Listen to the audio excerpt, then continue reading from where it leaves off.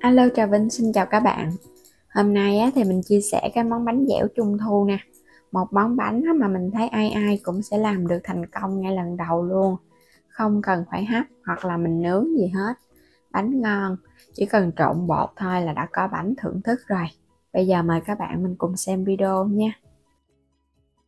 Đầu tiên thì mình chuẩn bị nước đường. Mình có ở đây một chén nước. Bên đây là một chén đường thì mỗi loại 200g. Chút muối, vani.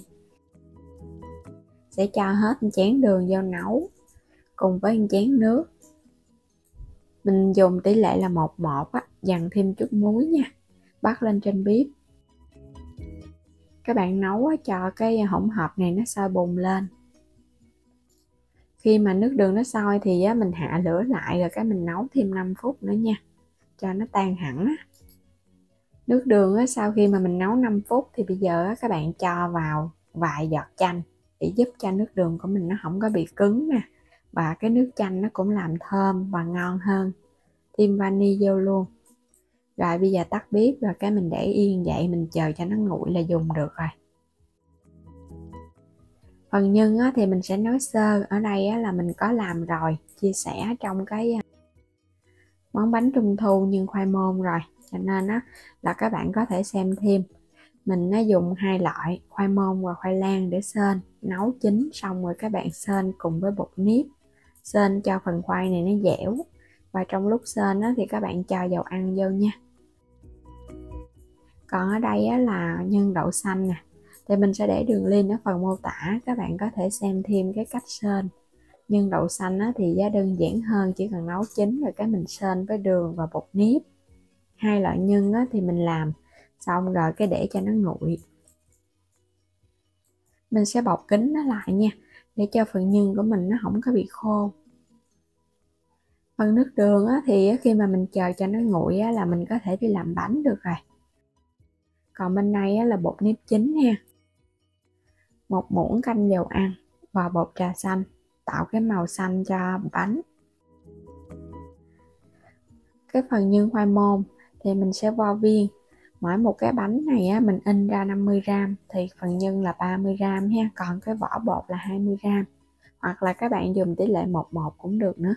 Phân nửa nhân và phân nửa là bột. Cái lượng nước đường mình sẽ cho vô, nhưng mà mình chừa lại một ít để mình làm cái phần bột trà xanh. Rồi cho dầu ăn vô luôn. Các bạn khuấy sơ cái. Ở trong bột mình đã có pha cái phần trà xanh, cho nên là mình không có cần phải cho thêm dầu bưởi. Và ở trong nước đường mình cũng có cho vani rồi nên nó thơm mà.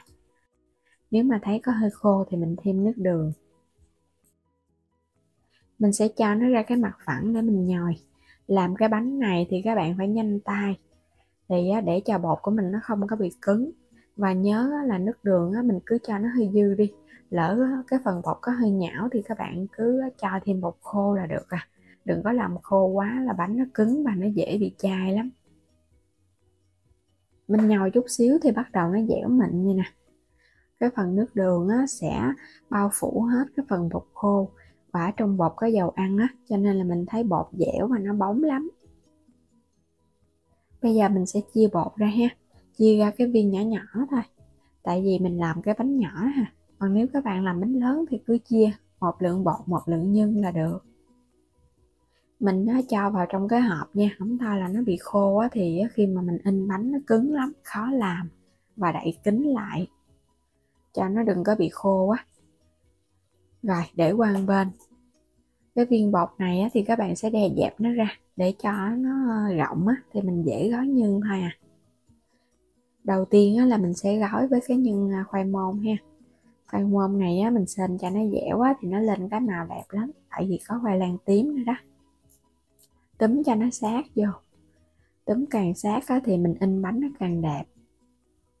Cái khuôn thì các bạn không có cần phải quét bột khô ha, mà mình thoa chút dầu ăn. Mình thấy thoa dầu ăn vô cái bánh nó còn sắc nét và nó dẻo ngon hơn so với các bạn áo bằng bột khô Cho vô thì mình đè xuống một chút. Rồi mình in trong lúc in các bạn cũng nhớ mình đè xuống, mình ấn xuống một chút nha, cho nó giữ nét. Cái bánh đầu tiên, đây là cái bánh thứ hai nè. Mình chọn cái hoa văn đó là hoa sen á. Bột trà xanh thì mình cho vô trong thau, cái phần nước đường còn lại các bạn cũng cho vô luôn. Nếu mà lượng chính xác á, thì các bạn cứ múc 2 muỗng canh nước đường, 1 muỗng canh bột, trộn cho nó đều ha, cho nó tan cái phần bột trà xanh trước. Và cho bột vô xong rồi các bạn trộn nhanh tay nha, không thôi á, là nó sẽ bị cứng và nó chai bánh á. Rồi mình cũng nhanh tay mình nhồi nè. Cũng như hồi nãy mình nói á, là các bạn nhớ mình phải làm bột cho thật là ẩm ướt thì mình nhồi á, nó mới dễ. Mỗi một cái viên bánh á, thì mình cứ đè cho nó dẹp ra rồi cái mình gói nhân. Bột trà xanh này thì mình sẽ gói với nhân đậu xanh ha, cho nó nổi cái màu lên nhìn nó hấp dẫn hơn. Túm đều lại cho nó sát cái mép ha, rồi mình cũng đóng bánh vô trong khuôn. Cái khuôn 50g á, thì mình thấy đóng ra cái bánh nó dễ thương. Còn các bạn thích ăn cái bánh lớn á, thì có thể chọn khuôn 100g hoặc là 150g tùy ý à. Cái bánh trà xanh mình đã làm xong nè, nhìn cái màu sắc hấp dẫn quá ha, cái hoa văn cũng đẹp nữa. Làm xong hết á, thì các bạn chất nó qua bên đây, mình chờ vài tiếng á, là mình có thể ăn được rồi. Bánh mình không có áo bột khô á, cho nên là nó cũng dễ nhanh mềm lắm. Còn các bạn đóng bột khô á, thì mình chờ qua 1 ngày mới ăn được, nó mới ngon.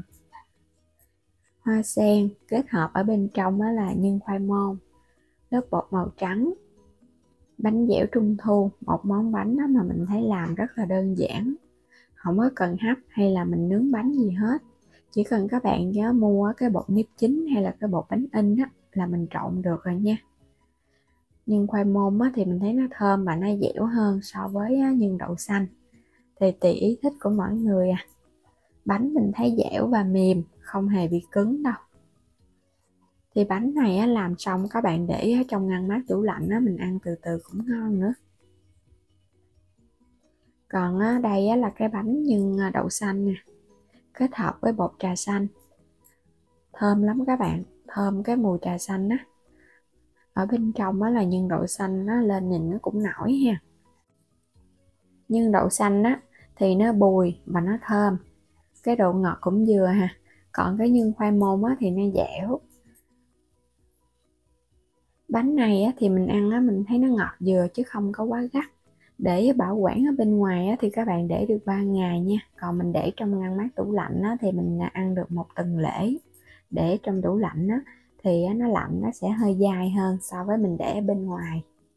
Bây giờ á, thì mình chúc các bạn ngon miệng nha. Đừng quên đăng ký kênh để nhận các video mỗi ngày, xem kênh ủng hộ mình. Xin chào tạm biệt và hẹn gặp lại các bạn ở những video tiếp theo.